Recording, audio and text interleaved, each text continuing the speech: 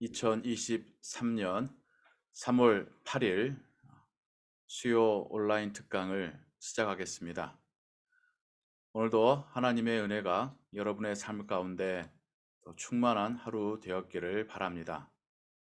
함께 하이델베르 요리문답을 통하여서 우리의 신앙에 대하여 배우는 이 시간을 통하여 우리의 믿음이 더욱더 굳건해지고 또 우리 삶 속에서 더욱더 하나님을 발견하는 시간 되기를 소원합니다. 기도하겠습니다.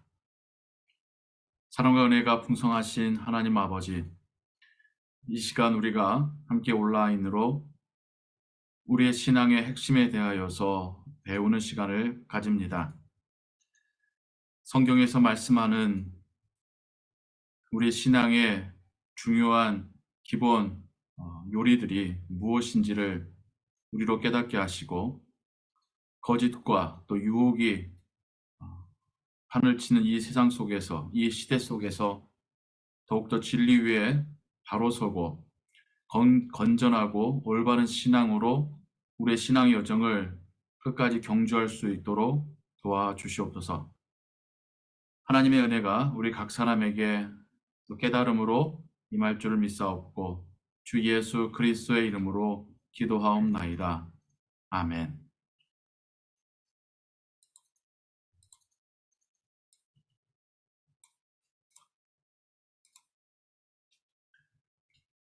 오늘은 하이델베르 요리문답 3부 99번 질문에서부터 115번 질문까지를 함께 살펴보도록 하겠습니다. 하이델베르 요리문답은 총 3부로 1, 2, 3부로 구성되어 있다고 설명을 드렸었죠. 1부는 우리 인간의 비참함에 대하여서, 2부는 우리에 대한 하나님의 구원에 대하여서, 3부는 그 구원의 감사로 살아가는 우리의 삶에 대해서 이야기하고 있습니다. 우리는 지난 시간 10계명에서 1계명과 2계명 너는 나 외에 다른 신을 내게 있게 말지니라 라고 했었던 1계명과 또한 너는 나의 형상을 만들지 말라 라고 하셨던 그 두 가지 계명의 의미가 무엇인지를 함께 살펴보았습니다. 오늘은 3번 계명부터 또한 계속해서 이 10계명이 오늘날 우리에게는 어떤 의미인지를 함께 살펴보도록 하겠습니다. 제3계명이 가르치는 것은 무엇입니까? 3계명은 하나님의 이름을 망령되이 일컬지 말라라는 것이죠. 그 대답은 이렇습니다. 저주나 거짓 맹세 또는 불필요한 맹세를 함으로 하나님의 이름을 모독하거나 오용하지 말고 침묵하는 방관자가 되어 그러한 무서운 죄악에 동참하지 말라는 것입니다. 요약을 하면 하나님의 거룩한 이름을 오직 존중함과 경외함으로 사용하여서 우리가 적합하게 하나님을 고백하고 그에게 기도하며 모든 말과 행동에서 그에게 영광을 드려야 합니다. 하나님과 우리의 관계가 1계명부터 4계명까지라고 하면 5계명부터 10계명까지는 우리와 다른 사람의 사이에서의 관계이지요. 하나님과 우리 사이에서의 그 관계 속에서 언행에 대한 부분이 이 3계명에 해당한다면 또한 우리와 우리 이웃과의 관계 속에서 올바른 언행을 해야 된다라고 하는 그런 의미를 가지고 있는 10계명은 9계명에서 말하고 있는 네 이웃에 대하여 거짓 증거하지 말라라는 그러한 계명이 되겠습니다. 즉 하나님과의 관계에서나 우리 이웃과의 관계 속에서 우리가 우리의 입술로 말을 하는 것이 얼마나 또 중요한 부분을 차지하는지를 생각해 보게 합니다. 하나님의 이름을 망령되이 일컬지 말라, 여호와 이름을 망령되이 일컬지 말라라고 할 때에 그 의미를 아주 좁은 의미로만 생각하는 것이 아니라 하이델베르 요리문답은 조금 더 넓은 의미와 실질적인 의미로 우리에게 가르쳐주고 있습니다. 우리가 누군가를 저주할 때에, 거짓말로 맹세할 때에, 하지 않아도 될 맹세를 할 때에 하나님의 이름을 거론하거나 그래서 우리의 저주나 우리의 거짓으로 인해서 하나님의 이름도 함께 오용되거나 혹은 비난을 받게 되는 그러한 것은 죄악이다라는 것이죠. 하나님의 이름은 거룩하기 때문에 그분의 이름이 존중을 받고 우리의 경외의 대상이어야 한다는 것입니다. 그래서 우리가 적합하게 하나님을 고백하고 또 그분에게 기도하고 모든 말과 행동에서 하나님께 영광을 드려야 합니다. 이에 대한 성경 구절들이 레위기, 마태복음, 야고보서, 잠언, 시편, 예레미야, 로마서, 디모데전서, 골로새서에 각각 나와 있습니다. 이어지는 100번의 질문입니다. 그 3계명에 이어서 질문하고 있는데요. 맹세나 저주의 말로 하나님의 이름을 모독하는 것이 정말로 그렇게 심각한 죄라서 그러한 죄들을 방지하거나 금지하는 최선의 길을 행하지 않는 자들에 대해서도 하나님께서는 진노하십니까?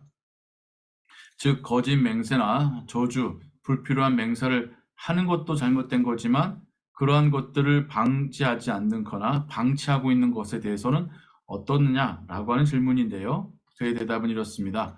진실로 그렇습니다. 하나님의 이름을 모독하는 것보다 더 큰 죄가 없으며 그것보다 더 하나님의 분노를 자아내게 하는 것도 없습니다. 그래서 하나님은 그 죄를 죽음의 형벌로 다스리십니다.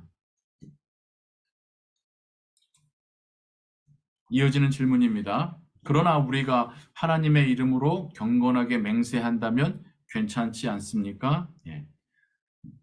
잘못된 맹세나 저주에 대해서 죄라고 말하고 있다면 그러면 올바른 경우는 없냐라고 하는 그런 질문이겠죠. 대답은 그렇습니다. 하나님의 영광과 이웃의 유익을 위하여 진리와 신뢰를 보존하고 증진시키려는 목적으로 맹세가 필요하거나 정부가 그것을 요구할 때에 그렇습니다. 이러한 맹세는 하나님의 말씀에 근거하여야 하며 신구약 성경에서 하나님의 백성들이 적합하게 사용하였습니다. 모든 맹세가 잘못됐다는 것은 아닙니다.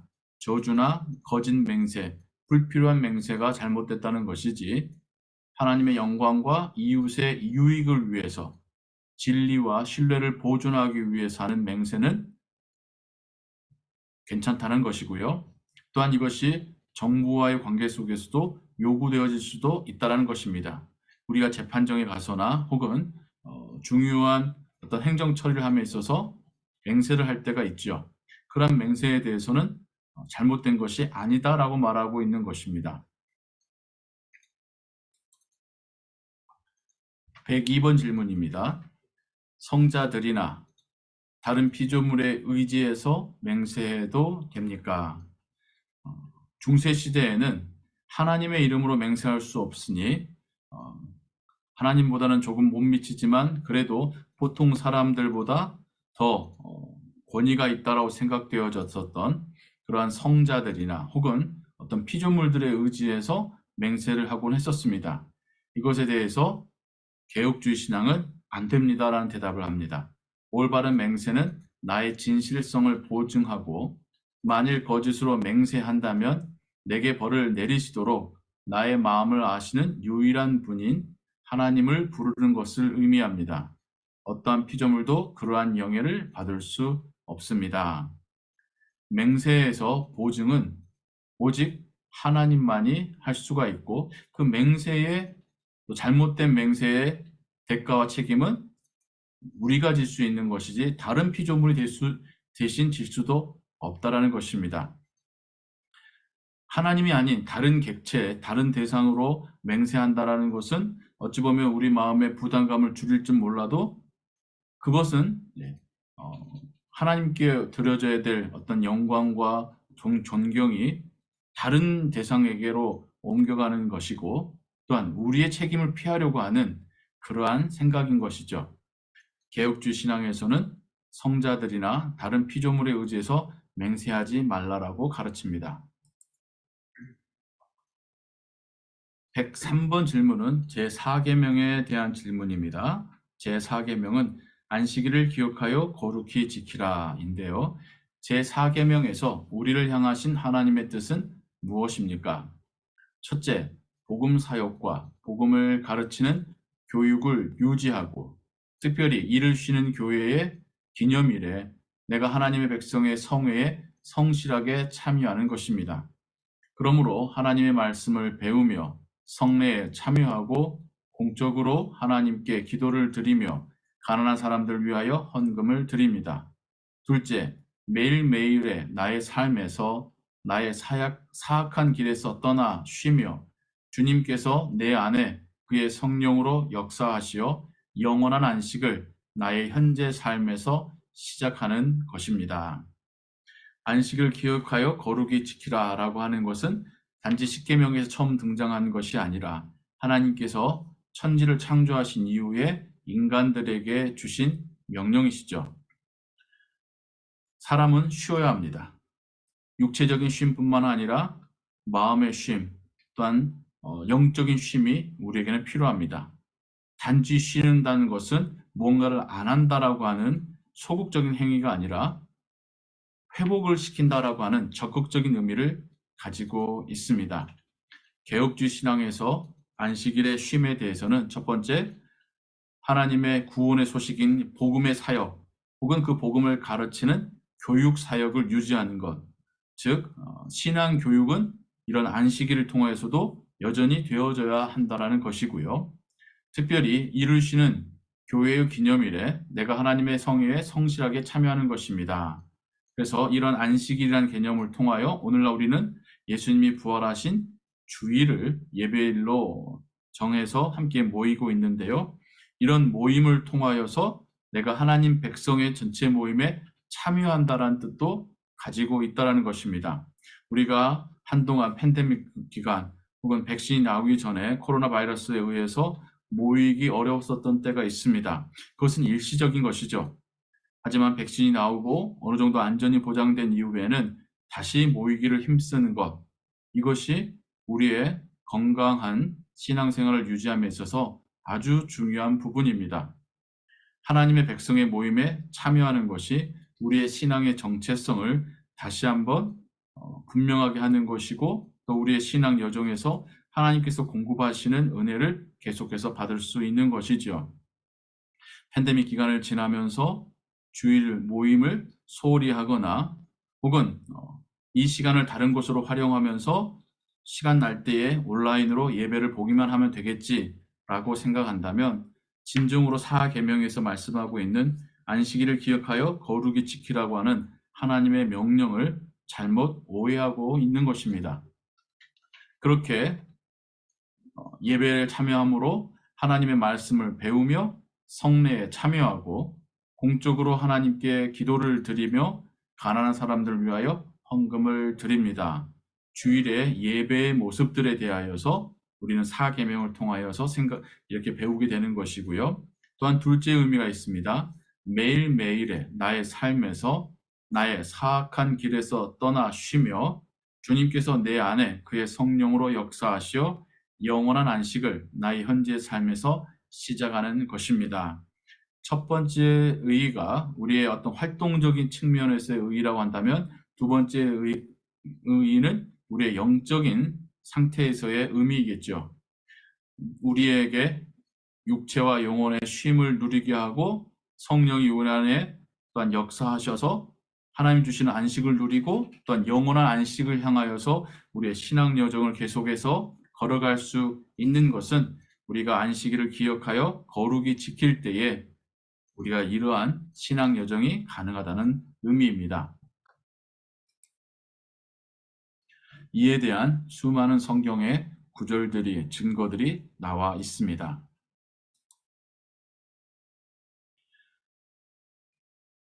(104번) 질문은 제5계명에 대한 질문입니다. 제5계명은 네 부모를 공경하라. 5계명부터는 우리 인간들 사이에서의 관계에 대한 계명인데요. 제5계명에서 우리를 향하신 하나님의 뜻은 무엇입니까? 나의 아버지와 어머니 그리고 내게 대하여 권위를 가지고 있는 모든 사람들을 내가 존중하고 사랑하며 순종하라는 것입니다.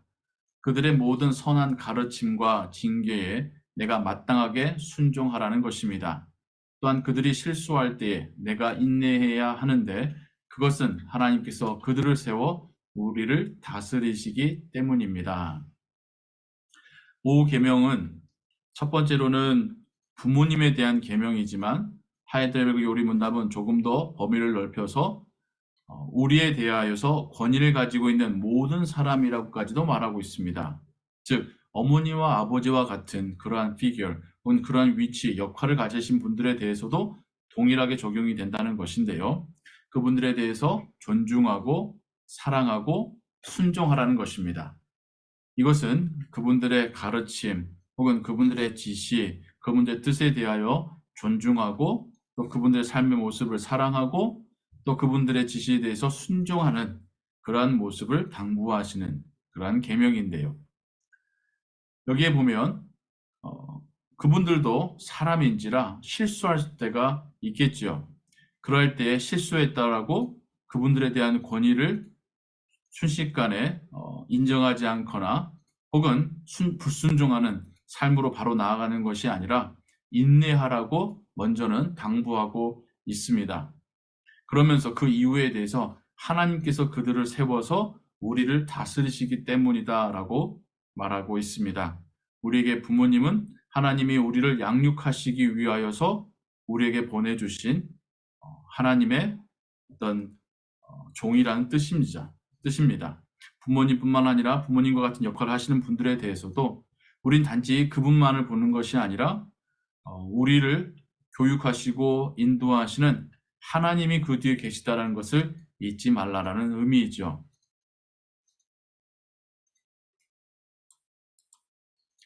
(105번) 질문은 제6계명에 대한 질문입니다. 제6계명은 살인하지 말라라고 하는 계명인데요. 제6계명에서 우리를 향하신 하나님의 뜻은 무엇입니까? 대답은 이렇습니다. 내 이웃을 생각이나 말이나 표정이나 몸짓으로 그리고 특별히 실제 행동으로 업신여기거나 미워하거나 모욕을 주거나 죽이지 않아야 합니다. 그런 일을 하는 다른 사람들에게도 가담하지 말아야 합니다. 그리고 나는 모든 복수의 욕망을 제어하여야 합니다. 또한 내 자신을 고의적으로 해치거나 부주의하게 위험에 빠뜨리지 말아야 합니다. 중대한 죄악인 살인을 예방하기 위하여 국가가 무장을 갖추고 있는 것입니다. 살인은 한 사람이 다른 사람의 생명을 죽이는 것이죠. 제6계명에 대한 하이델베르그 요리문답의 입장은 단지 칼로, 총으로 다른 사람의 생명을 해하는 것뿐만 아니라 말과 생각과 표정과 몸짓으로 다른 사람에게 모욕감을 주거나 미워하는 혹은 분노를 표하거나 이 마음의 상처를 주는 것까지도 하나님께서 금하신 살인의 넓은 범위에 해당한다라고 말합니다. 우리 주변에 그런 사람들 많죠. 심지어 우리들도 그럴 때가 있죠. 독한 말로 혹은 얼굴 표정으로 혹은 생각으로, 심지어 생각으로 다른 사람들에 대한 분노와 미움과 혹은 그들에게 상처를 주는 그런 말과 행동, 표정을 지을 때가 있습니다. 생각으로도 그럴 때가 있지요. 그것에 대하여서 하나님은 옳지 않다라고 분명하게 말씀하고 있는 것입니다. 다른 사람에게 대해서뿐만 아니라 우리 자신에게 대해서도 고의적으로나 혹은 부주의하게 하나님께서 나에게 주신 생명과 나의 육체를 위험에 빠뜨리는 것도 옳지 않다라고 살인 금지의 계명과 연결지어서 가르치고 있습니다. 이러한 우리가 사는 사회 안에서의 불필요한 그러한 잘못된 살인을 막기 위해서 하나님은 국가라고 하는 제도를 세우시고 또 그 제도 속에 법률을 통하여서 이런 일들이 방지되도록 하셨다라고 하는 개혁주의적인 국가관을 또한 이 6계명을 통해서도 나타나고 있습니다. 이에 대한 성경 구절들을 여러분은 보고 계십니다. 계속해서 이 계명은 오직 살인만을 언급하는 것입니까? 대답은 살인을 금함으로 하나님께서는 살인의 근원이 되는 시기, 증오, 분노, 복수심을 싫어하신다는 것을 우리에게 가르치십니다. 이러한 것들은 하나님께 살인에 해당하는 중한 죄입니다. 예수님께서도 산상설교에서 다른 사람을 바보라고 모욕을 주고 비난하는 것조차도 살인에 해당한다라고까지 말씀하셨지요. 하나님은 살인이라고 하는 행위뿐만 아니라 그것의 근원이 되는 시기와 증오와 분노와 복수심까지도 싫어하시고 우리에게 금하라고 가르치고 계시는 것입니다. 그렇다면 위에서 말한 방식으로 우리가 이웃을 죽이지 않으면 그것으로 충분합니까? 혹은 다른 예외가 있을 수 있습니까? 라고 묻는 것입니다. 대답은 그렇지 않습니다. 하나님께서는 시기와 증오와 분노를 정죄하심으로 할 수 있는 한 우리가 이웃을 위험으로부터 보호하고 원수에게까지도 선을 행할 수 있도록 이웃을 우리 몸과 같이 사랑하고 이웃에게 인내하고 화평하며 온유하고 자비를 베풀고 친절하게 대할 것을 가르치십니다. 하나님께서 제6계명을 통해서 말씀하신 바는 단지 우리와 관계 있는 사람뿐만 아니라 더 넓혀서 우리의 이웃들, 우리가 하루의 삶 속에서 오고 가며 만났었던 그 사람들에게까지도, 그리고 그들을 위험으로부터 보호하는 그런 적극적인 행위까지도, 우리의 원수에게 보복으로 살인하는 것이 아니라 오히려 인내하며 선을 행할 수 있는 것까지 적극적으로 제6계명을 해석하며 우리에게 가르치고 있습니다. 그래서 이웃을 우리의 몸과 같이 사랑하고 그들에게 인내하고 화평하고 온유하게 대하고 자비를 베풀고 친절하게 대하는 것, 살인하지 말라라고 하는 제6계명에 대한 더욱더 확장된 해석과 실제적인 적용이 되겠습니다. 108번 질문은 제7계명에 대한 질문입니다. 제7계명은 간음하지 말라라고 하는 계명인데요. 이 계명은 우리에게 무엇을 가르칩니까? 대답은 하나님께서는 모든 부정한 것을 정죄하십니다. 그러므로 우리는 철저하게 그러한 일들을 멀리해야 하며 결혼을 하거나 독신으로 살든지 단정하고 순결한 삶을 살아야 합니다. 간음이라는 것은 하나님께서 만드신 남자와 여자의 결혼 생활을 파괴하는 그러한 죄이지요. 이런 죄들에 대해 하나님께서는 분명히 죄라고 정죄하고 계시고요. 우리로 하여금 이런 죄된 삶으로부터 멀리해야 된다라고 가르치고 있습니다. 그리고 하나님께서 우리에게 원하시는 삶은 단정하고 순결한 삶, 우리의 배우자에게 성실한 삶입니다. 그리스도인들은 결혼 생활을 통해서도 하나님의 모습을 증거하고 있습니다. 배우자와의 그런 아름답고 또한 사랑과 존중의 관계는 우리 자녀들에게 뿐만 아니라 이웃 사람들에게까지도 그리스도인들이 어떤 사람들이라는 것을 가장 분명하게 보여줄 수 있는 증거입니다. 다른 부분에서 다 좋고 젠틀하고 다 좋아도 이러한 관계에서 부족함이 드러날 때에는 우리가 그동안 말하는 복음이 그들에게 더 이상 힘을 갖지 못하게 되겠지요. 가정은 하나님께서 만드신 공동체입니다. 그 다음 질문은 이 계명에서 하나님은 오직 간음과 같은 추악한 죄들만을 금하신 것입니까? 대답은 우리의 전체 몸과 영혼이 성령께서 거하시는 성전이기에 하나님은 우리가 순결하고 거룩하게 살기를 원하십니다. 그래서 하나님께서는 모든 부정한 행동, 표정이나 말, 생각과 욕망을 금하시고 또한 그러한 행동을 조장하는 것을 금하십니다. 예수님께서도 마음속으로 간음한 것도 음란한 생각을 품는 것도 간음한 것이다 라고 말씀하셨지요. 우리의 몸, 우리의 영혼도 성령께서 임재하시는 성전이기에 우리는 안과 밖으로 모두 순결하고 거룩한 삶을 살기를 원하십니다. 그래서 행위로뿐만 아니라 우리의 말과 생각과 표정을 통하여서도 우리가 부정한 행동뿐만 아니라 그런 부정한 생각들, 표정들, 욕망을 금하는 것, 그리고 그런 것들을 조장하는 것을 금하는 것을 하나님은 계명을 통해서 우리에게 말씀하고 계십니다. 110번 질문은 제8계명에 대한 질문입니다. 제8계명은 도적질하지 말지니라 라고 하는 계명인데요. 이 계명에서 하나님이 금하시는 것은 무엇입니까? 대답은 하나님께서는 단지 법이 처벌하는 도둑질과 강도짓만을 금하신 것이 아닙니다.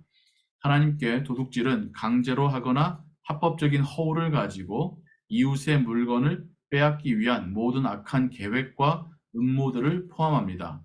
여기에는 정확한 저울의 무게, 크기와 양, 부정한 판매, 위조, 폭리, 그리고 하나님께서 금지하신 모든 악한 수단을 포함합니다. 또한 하나님께서는 모든 탐욕과 자신의 은사들을 무분별하게 낭비하는 것을 금하십니다.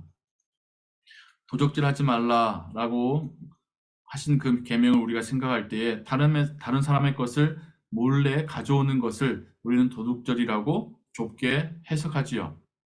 하지만 하이델베르그 요리문답은 우리의 모든 삶 속에서, 특별히 경제 활동 속에서 다른 사람들을 속여서 파는 것도 도적질이라고 말씀을 하십니다.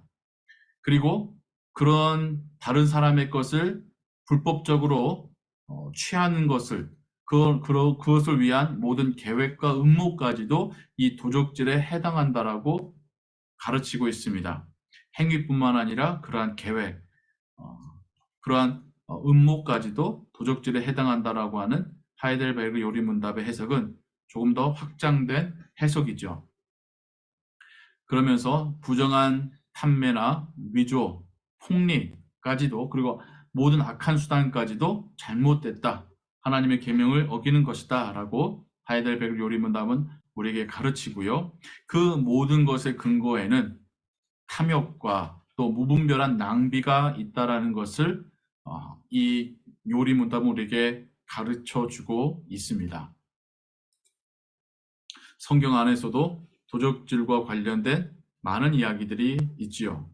구약에서 아간이 했었던, 그리고 신약에서 아나니아와 삽비라가 했었던 도적질뿐만 아니라 또 여러 종류의 도적질은 모두 하나님께서 정하신 질서 혹은 윤리를 벗어나는 죄악들입니다. 111번 질문입니다. 도적질하지 말라고 하는 이 계명에서 하나님은 당신에게 무엇을 요구하십니까? 대답은 이웃의 유익을 위하여 내가 할 수 있는 것을 다 하는 것, 다른 사람들이 내게 해주기를 바라는 대로 남들을 대하는 것, 가난한 사람들을 도울 수 있도록 열심히 일하는 것입니다. 십계명의 후반부가 다른 사람들과의 관계에 관련된 계명이고, 여기에는 하지 말라라는 것이 더 많지요. 하지 말라라고 하는 계명들을 안 하면 되는 것으로 소극적으로 혹은 제한적으로 좁은 의미로만 해석할 것이 아니라 적극적으로 다른 사람들을 위해서 보호하고 또 그들의 이익을 증진하라고 하는 적극적인, 더욱더 확장된 해석으로 가르쳐주고 있는 것이 하이델베르그 요리문답입니다. 그래서 도둑질하지 말라는 것은 또한 반대로 다른 사람의 유익을 위해서도 할 수 있는 한 열심히 그들을 도우라, 가난한 자들을 도우라, 또 다른 사람에게 대접받고자 하는 대로 남들을 대접하라 라는 그런 확장된 해석과 적용으로 우리에게 가르쳐주고 있습니다. 112번 질문은 제9계명에 대한 질문입니다. 제9계명은 네 이웃에 대하여 거짓 증거를 말지니라. 거짓 증거, false witness, 다른 사람에 대해서 거짓으로 증언한다는 뜻인데요.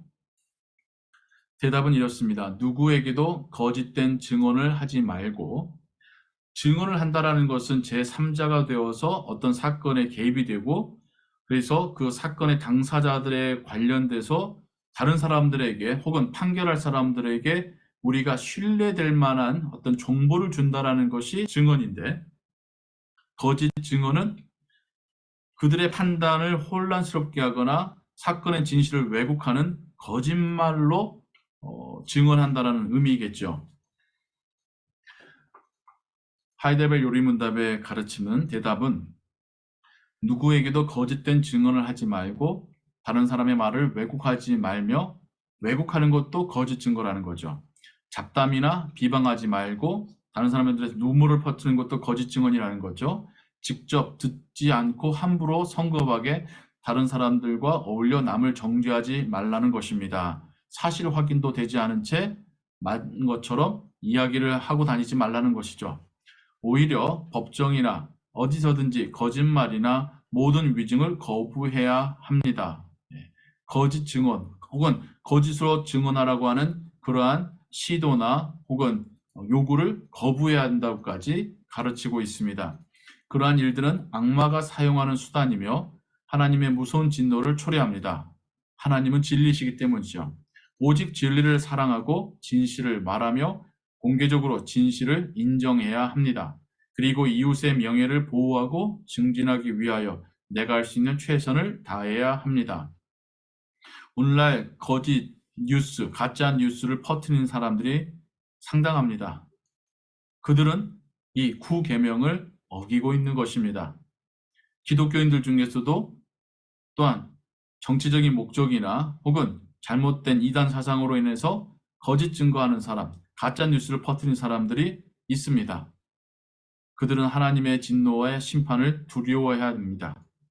그리스도인들은 진리를 사랑하고 진리대로 말을 하는 옳은 사람이어야 합니다. 그것과 관련된 성경 구절들이 여기 있고요. 이제 제10계명입니다. 제10계명은 네 이웃의 집을 탐내지 말라. 네 이웃의 아내나 그의 남종이나 그의 여종이나 그의 소나 그의 나귀나 무릇 네 이웃의 소유를 탐내지 말지니라. 이것은 우리에게 무엇을 가르칩니까? 하나님의 계명 어느 것에도 어긋나는 생각이나 욕망을 추워도 마음에 품지 말라는 것입니다.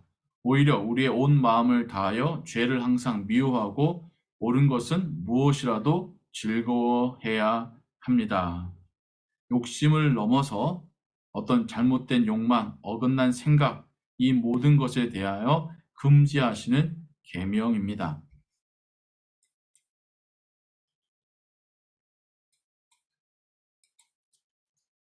하나님께로 회개하고 돌아온 사람들은 이 모든 계명을 완전하게 지킬 수 있습니까? 대답은 아닙니다. 이 세상에서는 가장 거룩한 사람일지라도 아주 조그마한 순종을 시작할 뿐입니다.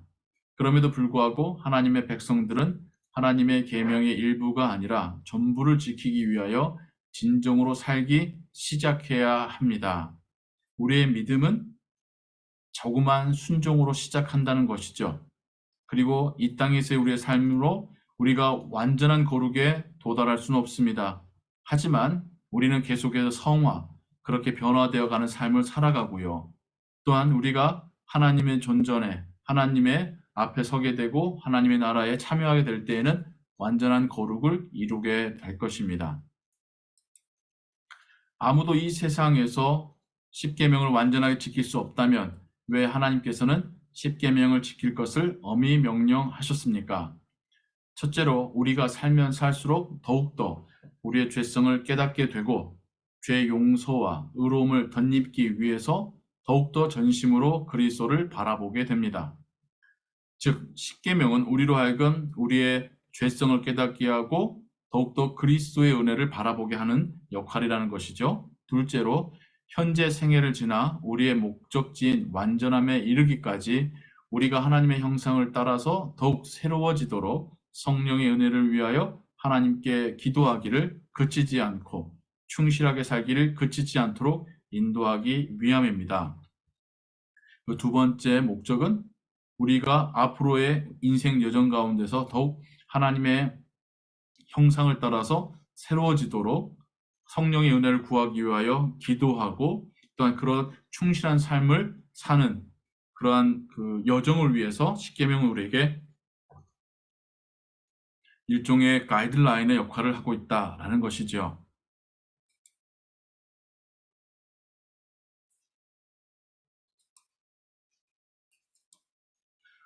오늘 우리는 하이델베르그 요리 문답의 그 내용들, 특별히 10계명, 3계명부터 10계명까지의 그 가르침들을 통하여서 하나님께서 우리에게 또 오늘날 현실적인 우리의 삶 가운데 주시는 그런 메시지들이 무엇인지를 확인해 보았습니다. 단지 10계명이 예전에 그 구약 시대에 출애굽한 이스라엘 민족에게만 주신 말씀이 아니라 그리스도인 된 우리 모두에게 주시는 하나님의 명령이고 또 그리스도인다운 삶을 살도록 요구하시는 하나님의 그 뜻이라는 것을 깨달으며 더욱더 적극적으로 십계명을 준행하는 우리의 삶이 되기를 소원합니다. 이 시간 또한 우리가 함께 오늘의 말씀을 생각하며 기도하는 시간을 갖도록 하겠습니다. 예수님의 거룩하심을 덧입고 이제는 그분의 형상을 본받아 바뀌어가면서 우리의 삶 속에서 하나님을 향해서나 우리의 이웃을 향해서 거룩한 삶을 살기를 바라는 그러한 기도의 시간을 갖도록 하겠습니다. 우리 함께 기도합니다.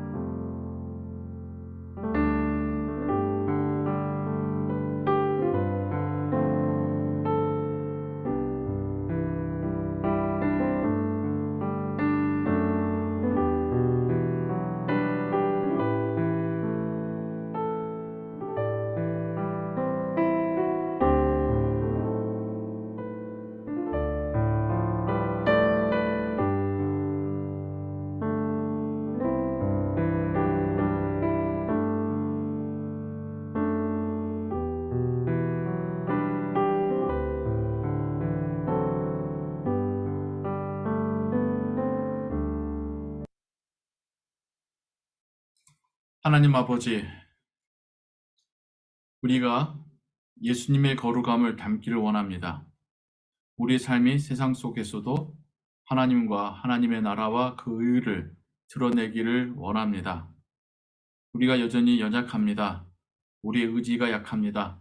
성령 하나님께서 우리로 깨달을 뿐만 아니라 순종할 수 있도록 도와주시옵소서. 모든 것 주께 의지하오며 주 예수 그리스도의 이름으로 기도하옵나이다. 아멘.